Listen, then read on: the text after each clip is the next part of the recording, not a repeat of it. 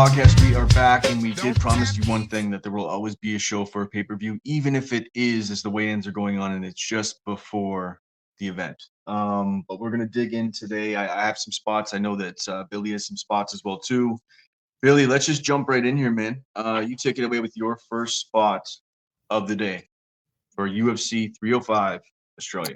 Yeah, it wouldn't be one of my spots on the card if we didn't have this conversation. It feels like deja vu all over again with the Herbert Burns Jack Jenkins fight. You know me, I love me some Jack Jenkins and Jack Della Maddalena. Those are my two favorite Australian fighters. But as I digress a little bit here, I actually think this could happen a little bit earlier than the Julio Arce fight. I remember we had Adam Maverick on, right? Uh, Yep. when the Yeah. last Yep. time that Julio Arce fought Herbert Burns in the UFC Atlantic City card, and we were. It, this is probably one of the rarest times that we ever did this on the podcast. We said round two is the bet. Don't combine the prop, just singly round two. And this one is kind of like the same theory, but a little bit different. With Julio Arce, he was a bantamweight going up a weight class off of a layoff, a little bit of some cage rust. With Jack Jenkins, he's gonna just attack the leg, and he's gonna get a finish through volume type of thing. And it's going to be a lot of volume very quickly. I like the Jack Jenkins by knockout in rounds 1 or 2 at -125. I think that presents really good value on a -800 favorite. The knockout prop is -220. I feel more confident in Jack Jenkins than I do Tom Nolan, for example. Both of those fights are back to back. But I like the way Jack Jenkins has been fighting, man. It's very hard to submit him. The way that he presents his style, while it's not maybe championship contender level, it's definitely where the UFC has these Australian cards. They have to have like 2 to 3 a year. He'll make some money for the UFC on those type of cards. And the last time they tried to we've seen them try to get Jack Jenkins to finish before in Australia, but their evaluation of the level of opponent was incorrect. I think this is a smash spot for Jack Jenkins written all over it. Herbert Burns on short notice. Oh my God, the cardio wasn't good on full camp. I can't imagine what it's going to look like on short notice, flying halfway across the country, or halfway across the world, I should say. Jack Jenkins should get this job done pretty easily, man.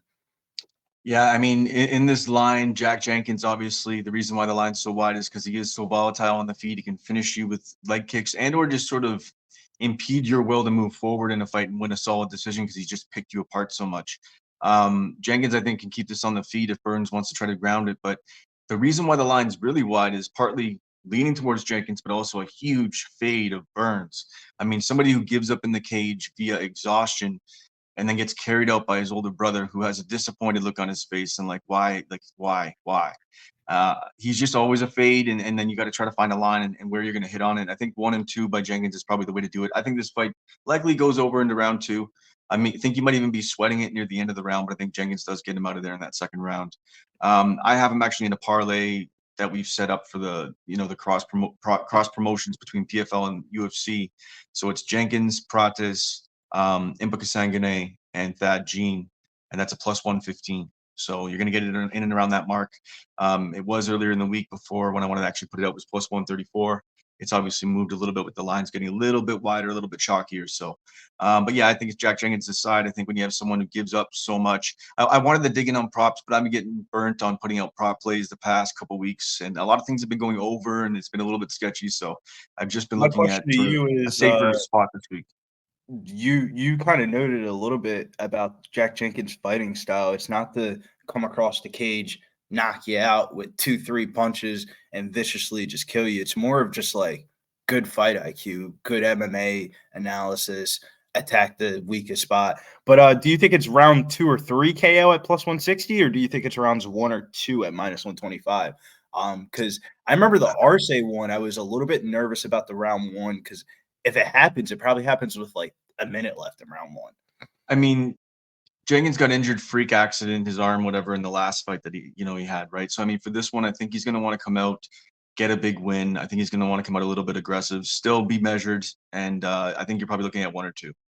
But I still think that we're not going into round 3. I don't know if it gets there. I think Jenkins is going to try to make a point, but I mean, he's not going to bum rush him right out of the gate. So, I mean, knowing Burns' history, he's probably going to want to wilt him pretty early and make a point. So that's my thoughts Yeah, anyway. looking at a lot of Jack Jenkins' Eternal MMA series when he fought over there. Seeing a lot of round one, round twos.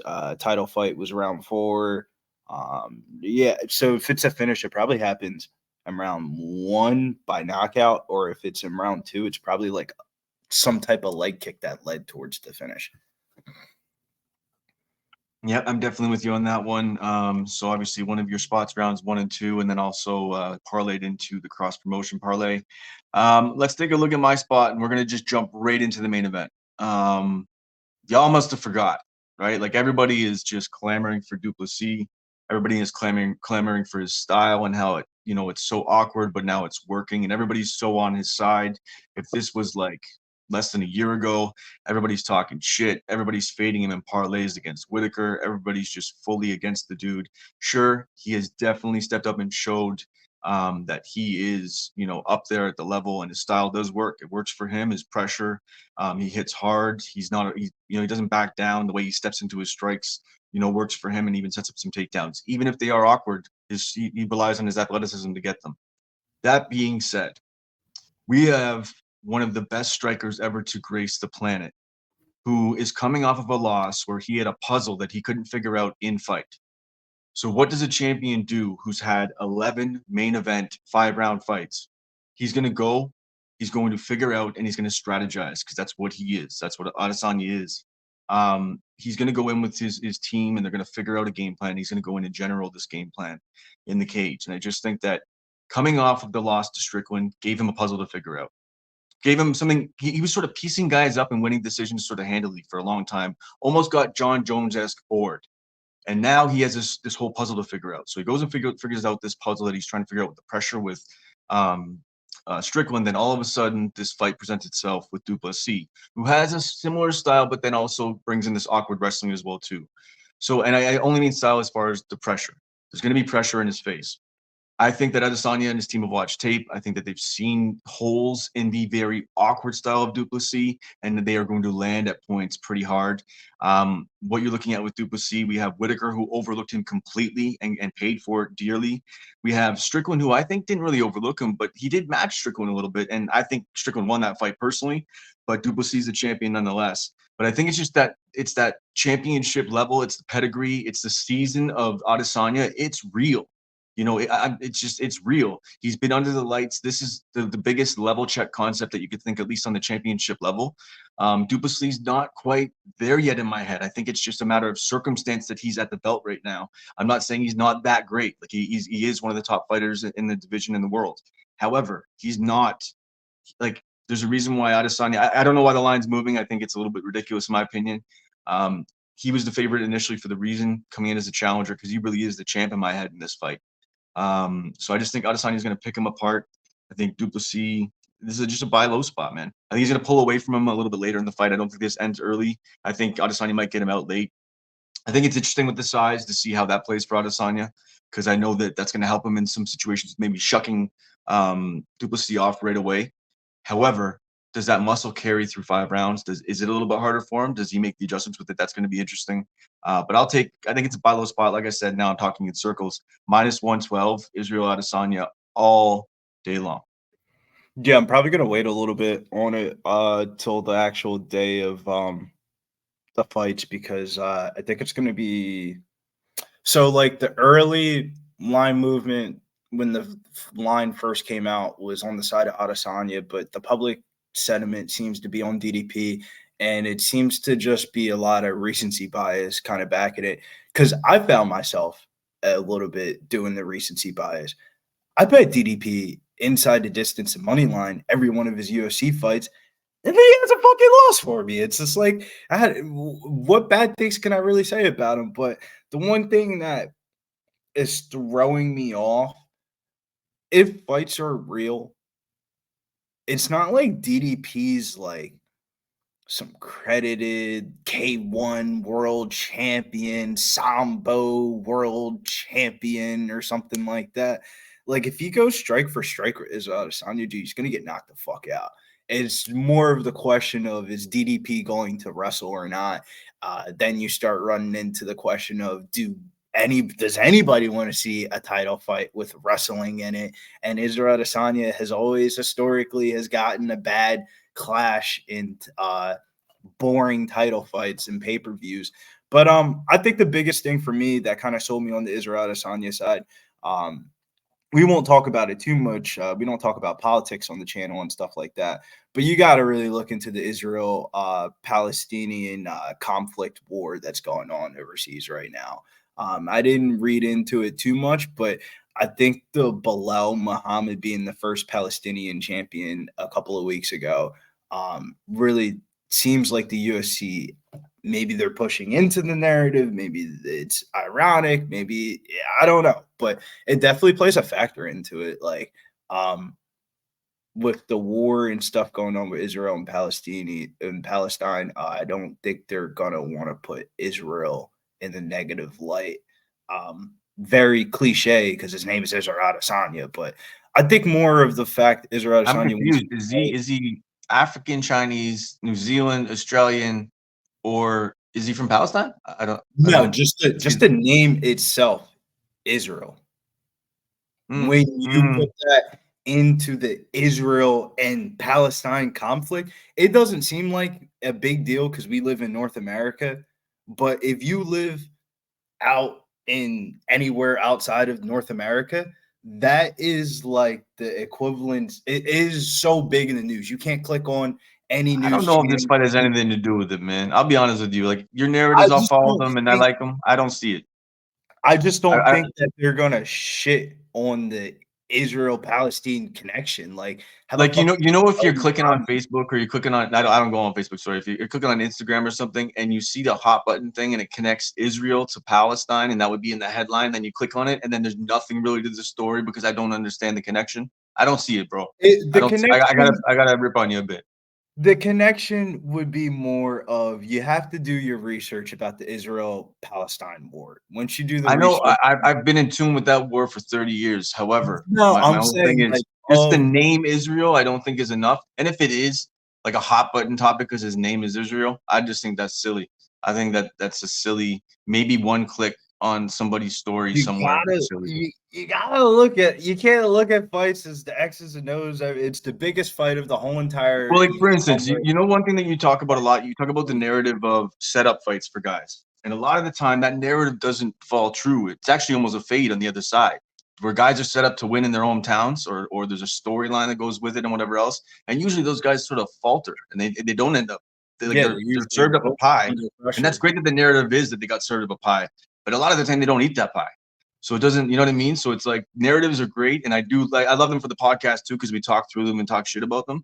But like I think for me, I'm like at least the way I'm looking at things right now. I've 2 rough weeks where I've made some put out some picks that were pretty. I realized I was chasing a lot of dogs, putting out big props, whatever else. The other thing I won't chase is narratives and limericks and fairy tales, and I got to step away from it. But I I do think appreciate with the the approach to Adesanya because I Adesanya just think it's side, the deal. though, man, what it you have to look at the narrative because the narrative is you have the second biggest followers of any social media presence of the UFC fighting in reality, bro. Like, I love DDP and shit like that, but in reality, bro, he's a nobody, bro. Like in like real combat sports history, he's a nobody. If DDP doesn't fight tomorrow, he will never be remembered in combat sports history. He's done Yeah, nothing. He's never went through any humiliation. He's never got his ass beat. I mean, the KSW thing, he lost the KSW belt when he was trying to get more popular before he went to the UFC. It just feels like everything has been fairy tale and roses throughout his UFC run, and the narratives and like basis just doesn't back it up. Like, I think the biggest narrative is I think the edge is probably in the rematch. Like when I see these two fight, and every time I cap the fight, I just think that these two are gonna. This is not the first time that we're ever gonna see them fight. They're gonna fight again, yeah, probably I agree. again. So I it's agree. just like who gets I the don't because edge I think first? that I think that even if Izzy does say finish him late in the fight, I think it still could be an epic battle back and forth where you're seeing him press Du Plessis press forward and you're seeing Israel trying to figure it out, and it's going to be epically back and forth. But the one thing I think I see with this fight is I think that Adesanya is going to be more aggressive in this fight, and I don't mean where he's going to come forward, but I think that when he has his moments, he's not going to let off the gas. I think he's going to hammer you and make you pay The every X's and time O's he are sees not an even option. the X's and O's are not even close. Running Yeah, MMA film, Adesanya should be a minus 220, 250 yep, favorite. That's not agreed. the question. That like the who's a better fighter is not even a question. That's why I'm looking at everything left field and right field, because the actual tape is not even like it's not even close. Like let me know if DDP is gonna fuck. Even if he goes southpaw in a switch stance, he still probably gets beat up. I just don't see the actual MMA breakdown of it that makes you go, yeah, I'm gonna bet DDP. Like How much even are you against asking? DDP, the way his style is, Adesanya's camp could have figured out one strike, one specific strike where they land it regularly. You see that with a teep kick against some guys, where all of a sudden you see this teep kick to the belly that's slowing guys down, or a knee that stops a rest. Whatever that one little strike could change things for Du Plessis, and Adesanya could be that guy. Whatever it is, if it is, he's actually making his check hook work. On the southpaw side, flipping it around, whatever it would be, it could be there. So I definitely see Adesanya too. But we could talk about the main event probably the whole podcast. So for you, what is your second spot you want to bring to the table? Second spot for me is actually a prelim two piece. A little bit we talked about Jack Jenkins on the first leg in the beginning of the episode, and the second leg here. This is one of those two pieces where like don't at me if it fucking loses. We're just trying to make you some pay-per-view money before the fights start. And man, I keep on looking into this fight and I keep on walking away with Stuart Nickel as the winner. I can't pick the actual method of victory because the way that he fights, he's a heavy offensive wrestler, but once he gets you down, he isn't looking to really I submit think you. the way to play him, man, if you, because I looked at it too, I watched the tape on him, and I think this kid's going to be pretty solid. For me, the only reason why I'm staying off is because it is his first fight in the UFC. I sort of want to watch and see how it plays out.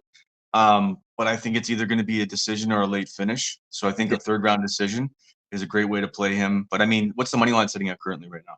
235. And when you start really doing the comparisons, so this is the reason why I ended up Yeah. kind of investing into the fight a little bit more than what I really would for a debutante.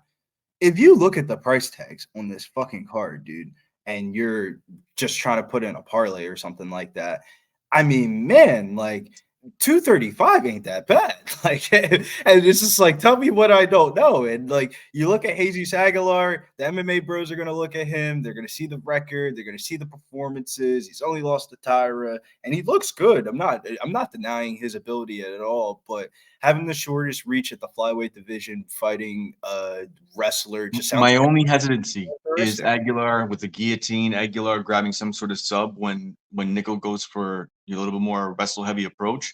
And it's not to say that like I think he actually gets out of that and probably dominate based on what I saw anyways, but I haven't seen it yet at this level. I haven't seen it under the lights. So I don't know how that specific moment plays out. So that's why it's a standoffish situation for me. All rights, I think he wins at least a solid wrestle decision, but yeah, for me, it's still stay up. But yeah, I see what you're seeing in tape 100%. I think this kid's gonna be pretty solid. Yeah, dude, and the way the price tags are on the card this week, dude, I think I am gonna have to hop in on Stuart Nickel this week. I got a great story. His story, we're not gonna get too deep into it, but his story is crazy. About how he got into MMA and how he got into fighting and stuff like that. So it's definitely one of those ones where like and I don't know if it's this specific card, but they're going to touch on something on it. If you look at the Dana White Contender Series for this upcoming season, like later on, like week 7 and on, there's a lot of fucking Australian bantamweights and flyweights and stuff like that. It's became like a hotbed for like lower weight class prospects.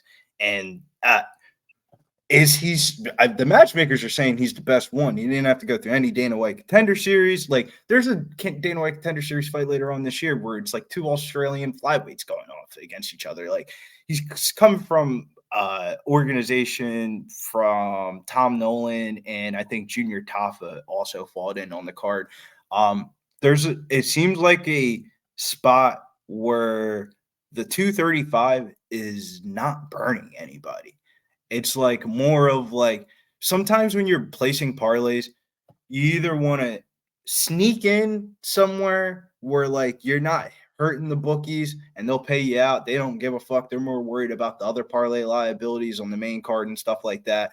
And this seems like a spot where the MMA bros are betting Aguilar, but the 235 wins by decision. How is that? Doesn't affect them at all.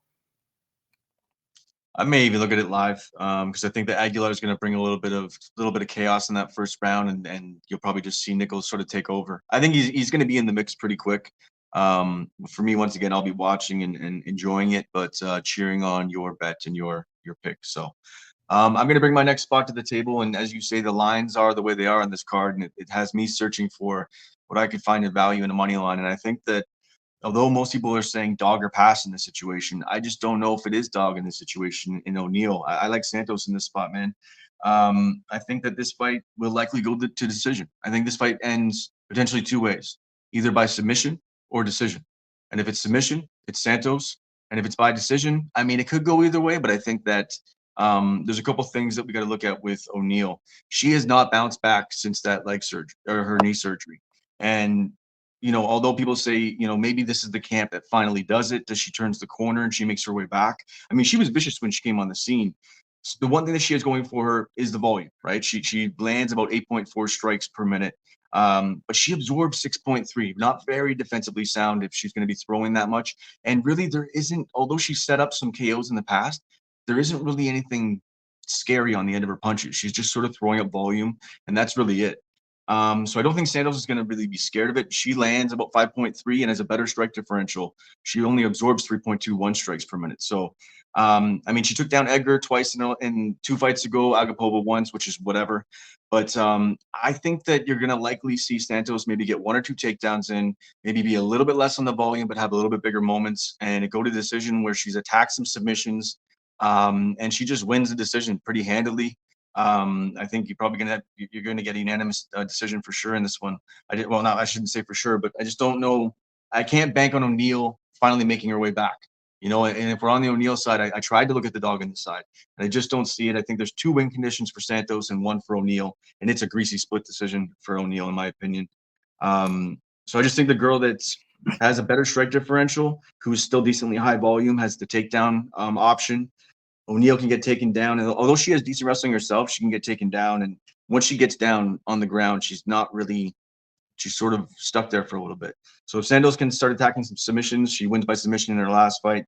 I know that's Agapova she fought, but I just see Santos in this side. I didn't want to jump on this fight, but I think that Santos wins. And the one thing too, it's you have the surgery and then no momentum for the longest time, and then you have momentum, like surging momentum, and those are sort of narrative type fairy tales kind of things. But I'll buy into those things, and I'll go with Santos minus 145. I just Let's don't go. like the 2 things that I don't like about this fight is the story and the market aren't matching up. Meaning of like you have a girl, Luana Santos, she's looked good in every one of her UFC fights, or there's things to take away for every one of her UFC fights. She's looked like the goods. She's the fighter on the quickest turnaround of the card. She fought literally a month ago. You post anything with Luana Santos shaking her ass on social media, the shit's going to do views. So the simp betters are there. But the line opens up at like 150, 160, shoots up to like 180. You think it's going to go one way direction, and then it just keeps on going down, down, down, down. And like the story doesn't match up with the market, meaning of like Casey O'Neill has not looked good. I couldn't tell you in how long. Even the Roxanne At Modafferi, all. she didn't look good at all. She was getting boxed up by Roxanne Modafferi. So Yeah. you take those sample sizes of her fights and you compare it to Luana Santos's that's damn near her whole entire UFC career. And it's just like, how is Luana Santos like not minus fucking 200? It's one of those type of things.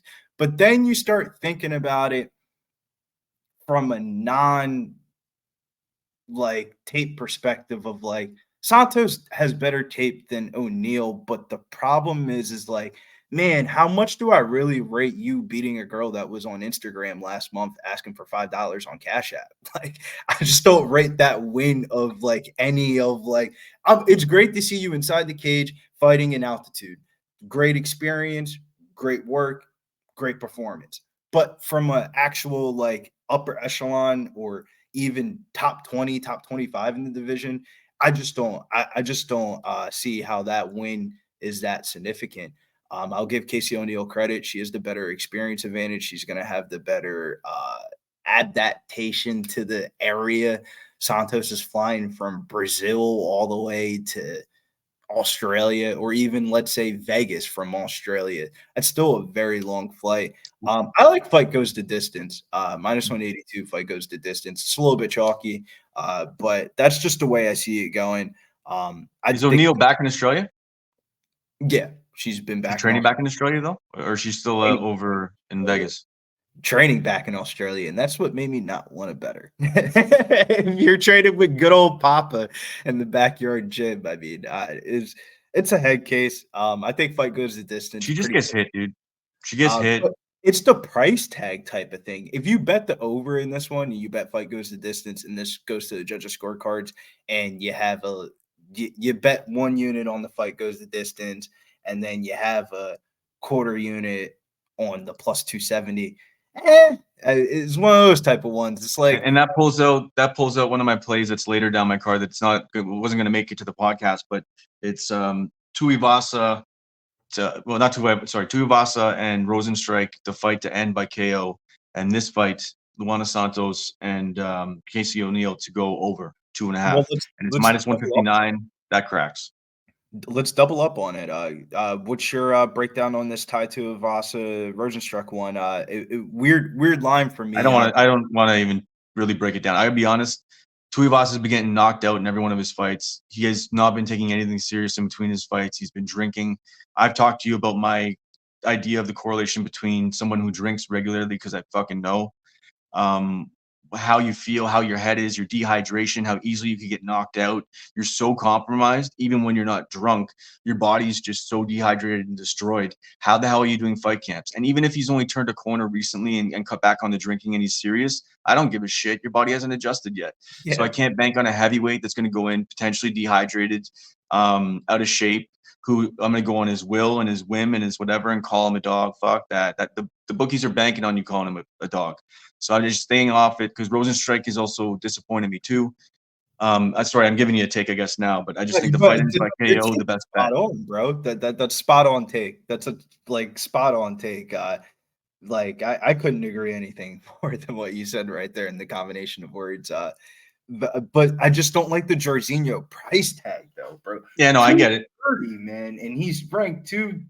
uh, How far is two spots in the heavyweight division outside the top 10 of a talent level difference? And it ain't no minus 230 plus 186 difference of two spots. And Tai Tuivasa is ranked higher, actually. That's the wildest thing. Look for Jorginho to that lead hook. It could land because I think that's the way he sort of sets things up in a situation like where you have two of us are coming forward.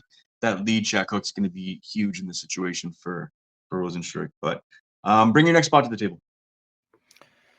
This one is kind of it's kind of like a scenario where it kind of explains like a little bit of my capping evolution in MMA of like kind of getting away from the sides and just going with the totals. That saved me a lot of money last week. Uh, I only had 3 premiums last week, and the total was the under 2.5. Overs are cashing. The under 2.5 in Kazama and Jajori. That saved me a lot of fucking money That because was a I good one. Kazama. I mean, not Kazama. I wanted to bet Jajori and parlays, and I was like, well, if he wins, his win condition is probably a knockout. But if he loses, he probably loses by submission. And it's kind of the reverse here. I kind of really like the over 1.5 in the Junior Tafa Walter fight. It's one of Yep. those ones where it's like if you got to decide what side you're on. I like the Walter side, and that Yep. more correlates towards the total than the actual money line. 8 out of 9 of Walker's, 8 out of the last 9 of Walker's fights have gone over 1.5 total rounds. For a heavyweight, bro, that's wild, bro. And he's just going to hold him down, beat him up, hold him down. See, I don't know. Here's my only hesitancy. Here's why this is not a play this week. I almost went with Walker as one of my plays this week, but I was on Carl Williams last week. Carl Williams by decision last week. I was on That man Denise. feinted a jab. That man feinted a jab for 2 rounds. So regardless of what anybody feels about Denise on the other side of things, like doesn't matter who the opponent is. I'm looking at Carl Williams, a decisionator who shoots takedowns, who shot and landed 7 takedowns in his last fight. He feinted a jab for 2 rounds and then decided to get to his wrestling in that 3rd round. So for me, it's the only reason why I'm gonna stay off that is Walker probably does get to the wrestling, and I think that he is the side in this. But I just didn't want to be caught in that situation. The other play I had was Carl Williams last week. The fight starts round 3, so that was great. That was good. That was clutch, and that hit. So it sort of made me feel good about at least losing on the decision one. But Watch I him mean, back. just for a wrestler that should wrestle, I don't know if I want to bank on those anymore. Wrestlers that should wrestle, But watch him guys I back. know that will wrestle are different. So watching back that Chase Sherman fight against Carl Williams, that was the one that was the fight category of like 15 minutes where I was like, damn, dude, if Denise fights like this, he's a fucking 10 times better striker than Chase Sherman. And he was defending takedowns. How good is Carl Williams really? And I ended up getting on a 3-piece there of fight to start round 3. It's the hedge bet. Just in case if Carl Williams did win, I thought it was going to be by decision. Denise money line, and then Denise by decision. And that's kind of how I don't think this one actually goes to the decision, but I actually think regardless of who wins on the side, the shit probably gets dragged out a little bit with Maybe Junior. like see what the line is for fight starts round 3. That might be a play. Yeah, it's probably some good plus money. Let me look on FanDuel right now, Cal, for you. Fight to start round 3 is minus 106, and the over 1.5 is minus 140. I just hit the over one. I think the over 1.5 maybe has value there, only because I want that room. Yeah, I with this one, like if you told me Walker got a sub in rounds 2 or 3, I mean, fuck, dude, 23-1 is pretty Or in wild. reverse, at the end of the 2nd round, Toffa maybe lands a big one. I could see this. Lands a big one. So I do like that actually. That play would be good. Punches The him over out. 1.5 is nice. I'm gonna write that one down.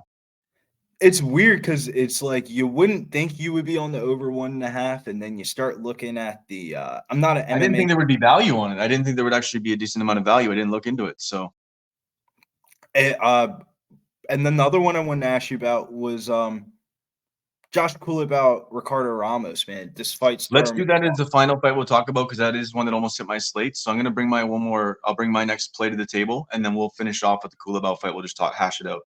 So I'm gonna bring what would be a typical fight, but from my standpoint, I wanted to stay off these kind of Sandhagen-ish, Damon Jackson type plays.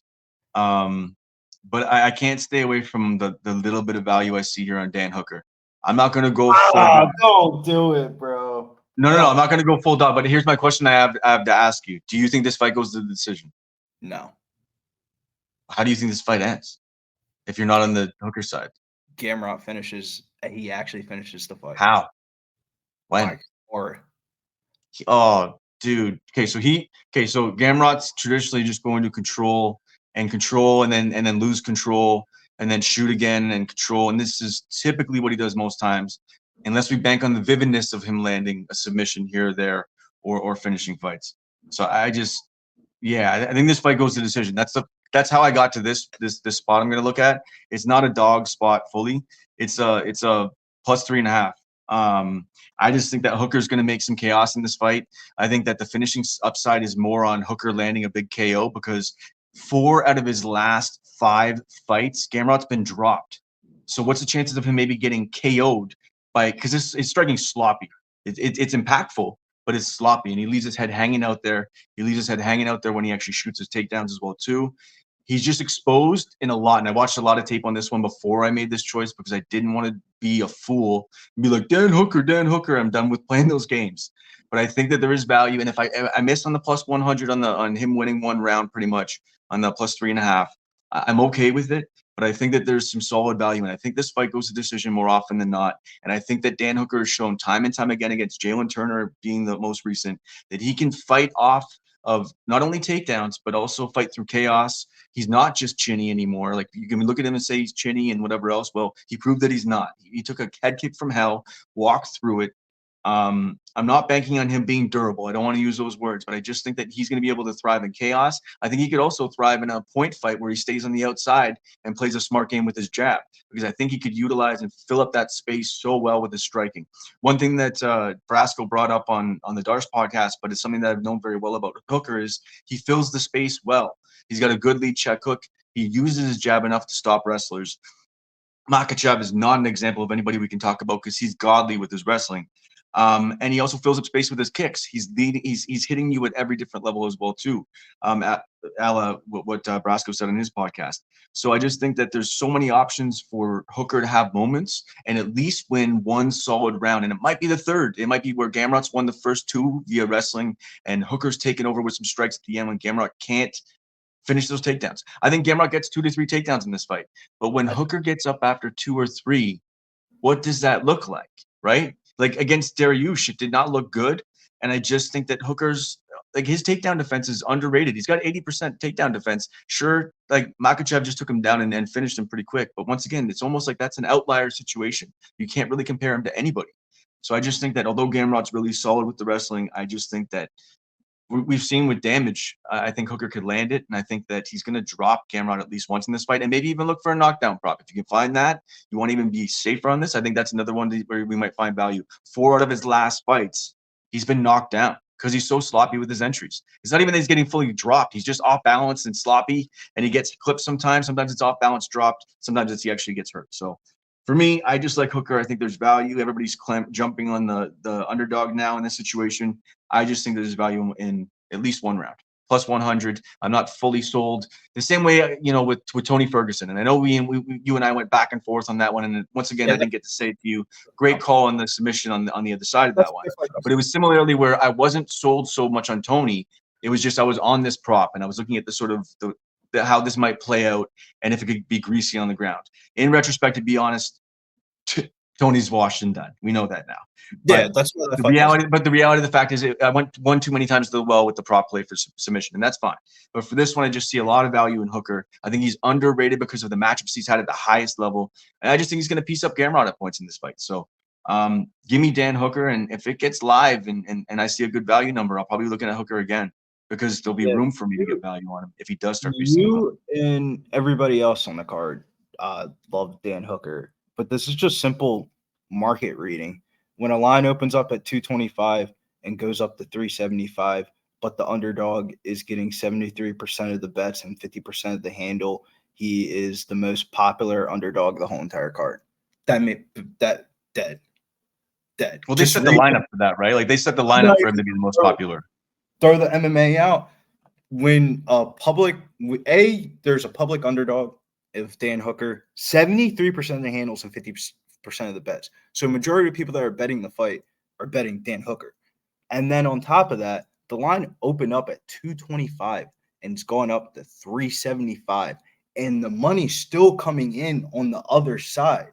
But part of that's the bookie bait, right? That's the bookies baiting the situation. They're baiting it with that line. That's the line that they're hanging out there like a Sandhagen. They're like, look, there's value on this guy. And I'm cool with that. But that's why I'll go on the one round.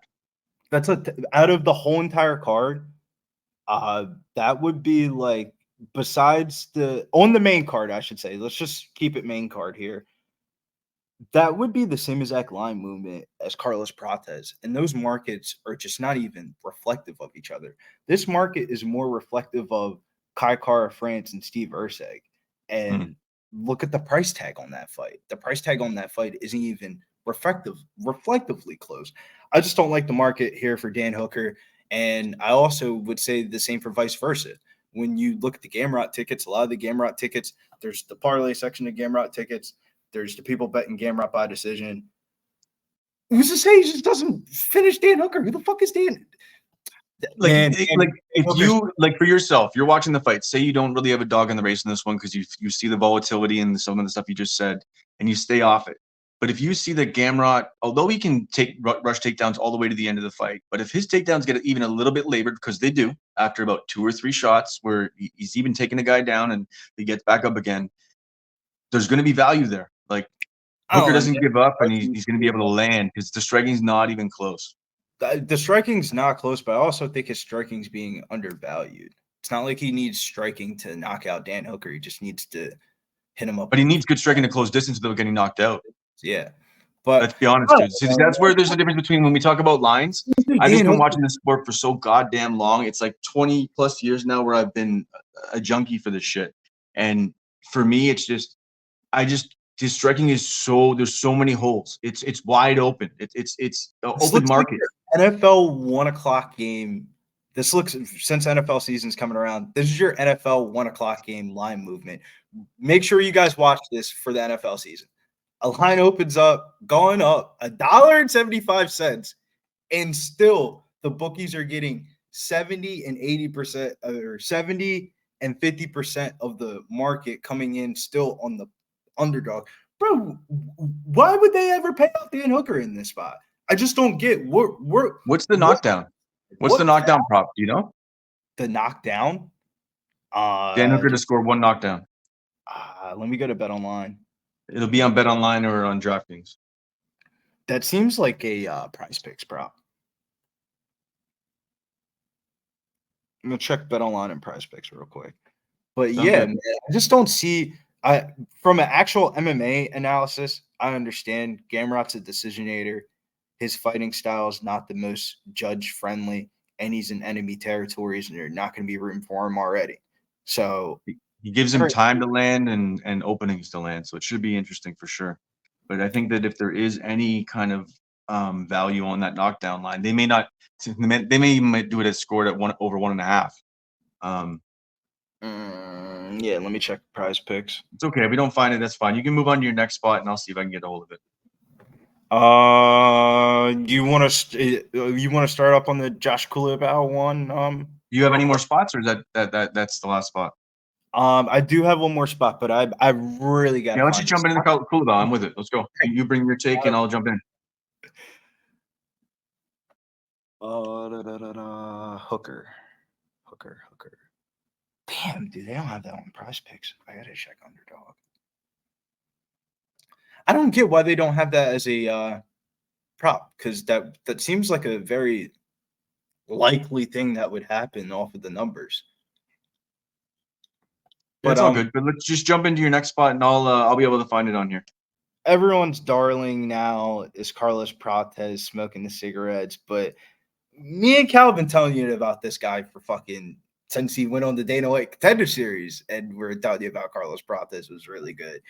So seeing him now take the step up in competition a little bit against Li Jialiang, it's like the definition of the right level of competition. Yeah, there's cases to be made for Yi Jialiang. He's never been knocked out before. Probably doesn't get knocked out here in this one, but kind of like a prop here in this one. Cal, Carlos Prates to win and fight to start round 2 -120. Granted, everybody sees the highlight reel knockouts and stuff like that, but if you really have been a Prates fan, he's a patient striker, meaning he waits for his moments, gets his reads, then waits for his opportunity, and then attacks.